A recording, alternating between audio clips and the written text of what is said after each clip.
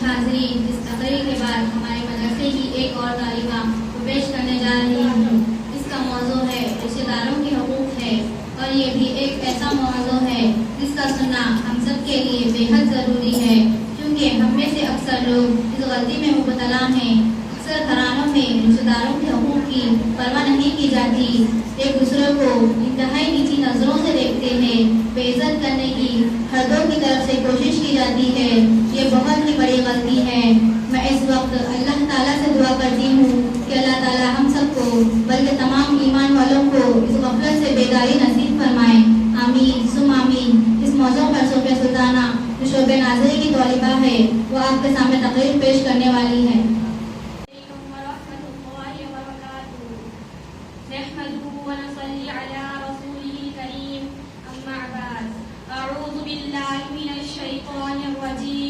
بسم الله الرحمن الرحيم وقضى ربك ألا تعبدون إلا إياه وبالوالدين إحسانا صدق الله العظيم۔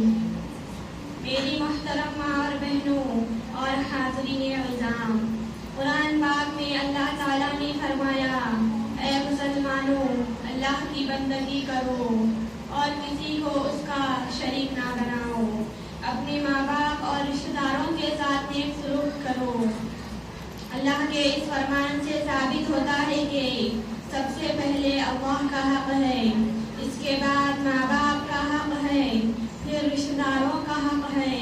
رسول صلی اللہ علیہ وسلم نے بھی ماں باپ اور رشتہ داروں کے ساتھ نیک سلوک کرنے کی تاکید فرمائی ہے۔ جی ہاں، رشتہ داروں کے ساتھ نیک سلوک کرنے سے بہت سے فائدے حاصل ہوتے ہیں۔ چنانچہ رسول اللہ صلی اللہ علیہ وسلم نے بھی فرمایا، رشتہ داروں کے ساتھ نیک سلوک کرنے سے محبت بڑھتی ہے، مال بڑھتا ہے، عمر بڑھتی ہے، رزق میں زیادتی ہوتی ہے، مصیبتیں آفتیں ٹلتی ہیں، گناہ معاف کیے جاتے ہیں، جنت میں جانے کا حق حاصل ہوتا ہے۔ میری اسلامی بہنوں، ماں باپ اور رشتہ داروں کے ساتھ نیک سلوک کرنے سے ایک تو خدا اور رسول کی خوشنودی حاصل ہوتی ہے، دوسرا ہم کو دنیا سے بہت سے فائدے حاصل ہوتے ہیں۔ اسی لیے ان سب کے حقوق پہچانو اور اس کو پورا کرنے کی کوشش کرو۔ ان کے ساتھ اونچی آواز میں بات مت کرو، ان کے ساتھ محبت و الفت کا برتاؤ کرو، ان کے دکھ درد میں شریک رہو، ان کے کام کاج میں ان کا ہاتھ بٹاؤ، وہ قرض مانگے تو انہیں قرض دو، ان کے ساتھ نیک سلوک کر کے احسان نہ جتاؤ، اگر وہ مفلس ہو تو اپنی حیثیت کے موافق ان کی مدد کرو، بڑوں کی تعظیم کرو، چھوٹوں پہ شفقت رکھو، ان کی عزت کو اپنی عزت اور ان کی ذلت کو اپنی ذلت سمجھو، ہمیشہ ماں باپ کے ساتھ نیک سلوک کیا کرو، ان کے ساتھ میں آؤ تو اپنی نگاہ نیچے رکھو، ان کے ساتھ نہایت ادب سے بات کیا کرو۔ کسی نے نبی صلی اللہ علیہ وسلم سے پوچھا، اللہ کے رسول صلی اللہ علیہ وسلم، میرے کچھ رشتہ دار ہیں، میں ان سے صلہ رحمی کرتا ہوں لیکن وہ مجھ سے خطا کرتے ہیں، میں ان سے بہتر سلوک کرتا ہوں لیکن وہ مجھ سے برا سلوک کرتے ہیں، میں ان کی باتوں کو برداشت کرتا ہوں لیکن وہ مجھ سے جہالت کی باتیں کرتے ہیں۔ نبی صلی اللہ علیہ وسلم سن کر یہ فرمایا، اگر بات ایسی ہے جیسے کہ تم نے کہی، گویا تم نے ان کے چہروں کو خاک آلودہ کر دیا، اور جب تک کہ وہ اپنی حالت پہ برقرار ہوگا ان کے خلاف اللہ تعالیٰ کی طرف سے تمہارا ہمیشہ ایک مددگار ہوگا۔ خیر، میں اللہ سے دعا کرتی ہوں کہ اللہ تعالیٰ ہم سب کو ماں باپ اور رشتہ داروں کے حقوق ادا کرنے کی توفیق عطا فرمائے۔ جی، اب آپ کے سامنے سید عبدالعزیز دیانت پر تقریر پیش کریں گے۔ السلام علیکم ورحمۃ اللہ وبرکاتہ۔ محترم سامعین اکرام، میرے بھائیوں اور بہنوں، میں آپ حضرات کے سامنے دیانت کے عنوان پر چند الفاظ کہنے کی کوشش کروں گا، بغور سماعت فرمائیں۔ دوستو، دیانت کے معنی ایمانداری کے ہیں۔ جو شخص ایمانداری سے کام کرتا ہے وہ ایماندار دیانت دار کہلاتا ہے. آج ہم تم کو ایک دیانت دار بزرگ کا قصہ سناتے ہیں. حضرت عمر بن عبدالعزیز رحمت اللہ علیہ مسلمانوں کے ایک بہت بڑے بادشاہ گزرے ہیں. وہ اپنے خرچ کے لیے خزانے سے ایک پیسہ بھی نہیں لیتے تھے. ایک دن آپ رحمت اللہ علیہ نے اپنی اہلیہ سے فرمایا میرا دل انگور کھانے کو چاہتا ہے, اگر تمہارے پاس کچھ پیسے ہو تو دو. آپ رحمت اللہ علیہ کی اہلیہ نے عرض کیا کہ آپ مسلمانوں کے بادشاہ ہیں, آپ بڑے بڑے خزانوں کے مالک ہیں, آپ کو پیسے کی کیا کمی جو مجھ سے مانگ رہے ہیں. آپ رحمت اللہ علیہ نے جواب دیا کہ خزانے کا روپیہ میرا نہیں ہے بلکہ عوام کا ہے, اس لیے میں اس میں سے خرچ نہیں کر سکتا.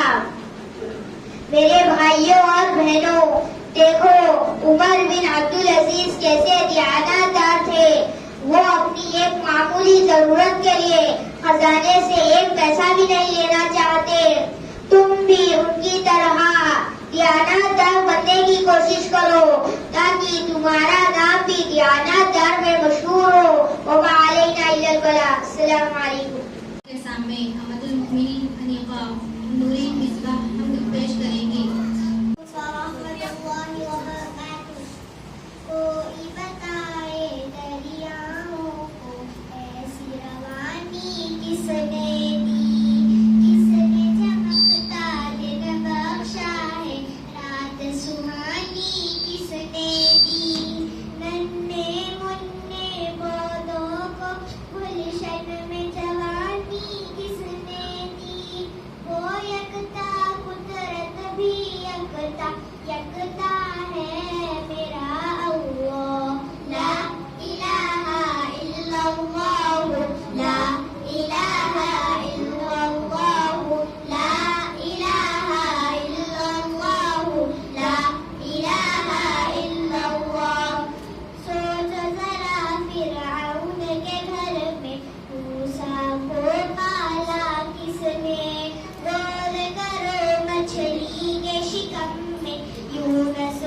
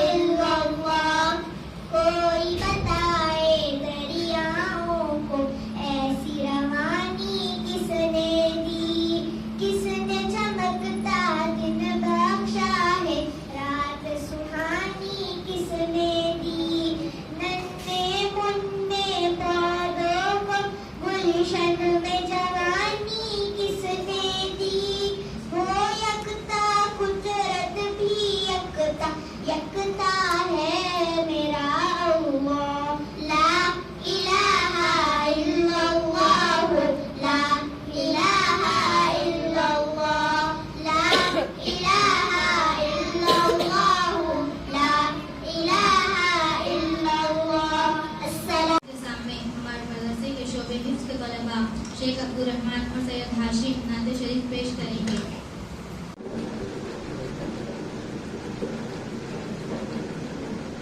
السلام علیکم ورحمۃ اللہ وبرکاتہ.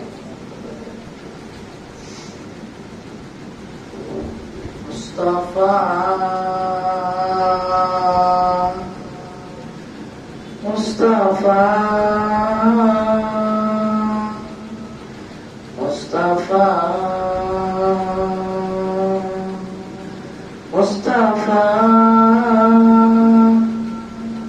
مصطفیٰ مصطفیٰ مصطفیٰ مصطفیٰ زلف واللیل ہے چہرہ ہے والضحیٰ مصطفیٰ مصطفیٰ مصطفیٰ مصطفیٰ زلف واللیل ہے چہرہ ہے والضحیٰ مصطفیٰ مصطفیٰ مصطفیٰ مصطفیٰ.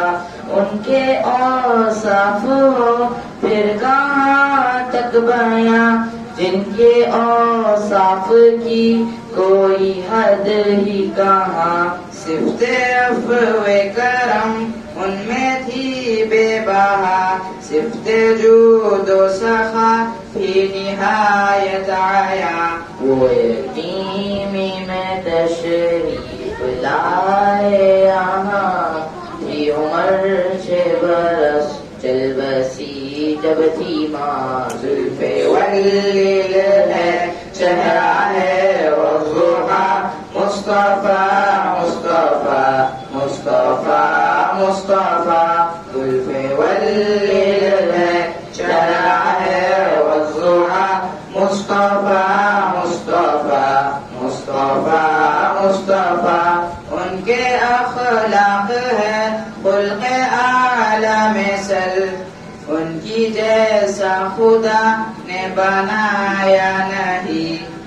قبل ان سے تو تھی روشنی بھی سیاہ، ظلم و نفرتی تھی ہر سدائی کیا. آپ آئے تو روشن ہوا یہ جہاں. زلف واللیل ہے چہرہ ہے والضحیٰ مصطفیٰ مصطفیٰ مصطفیٰ مصطفیٰ. جن کی تعریف کرتا ہے رب جہاں، ان کی تعریف ہے میرے بس میں کہاں. نہ ہے الفاظ اور نہ ہی تاب بیاں، نہ ہی مجھ میں سلیقہ ہے تحریر کا. کیا لکھوں ان کی مدح میں لفظ و بیاں، بکھرے جذبات بھی ہو گئے بے زباں. زلف واللیل ہے چہرہ ہے والضحیٰ مصطفیٰ مصطفیٰ مصطفیٰ مصطفیٰ. فقر و فاقہ میں گزری تھی ساری عمر، تھا اجالا جہاں سے وہ جائے گزر. سید دو جہاں ہے حبیب خدا، زندگی ان کی پھر تھی غلام و نما. سادگی میں بے رفعت ملی باخدا، بن گئے وہ امام صفِ انبیاء. زلف واللیل ہے چہرہ ہے والضحیٰ مصطفیٰ مصطفیٰ مصطفیٰ مصطفیٰ. عشق ختم رسل کی بدا مدعی، کیا ہے سنت کی تعبیر تیری زندگی. سنت مصطفیٰ پر جو چل جائے گا، لطف ہی لطف باخدا پائے گا. ان کی سنت ہو ہے عشق کا انتہا، ابن رشید کو بھی ہو یہ توفیق عطا. ان کی سنت ہو ہے عشق کی انتہا، ابن غفار کو بھی ہو یہ توفیق عطا. زلف واللیل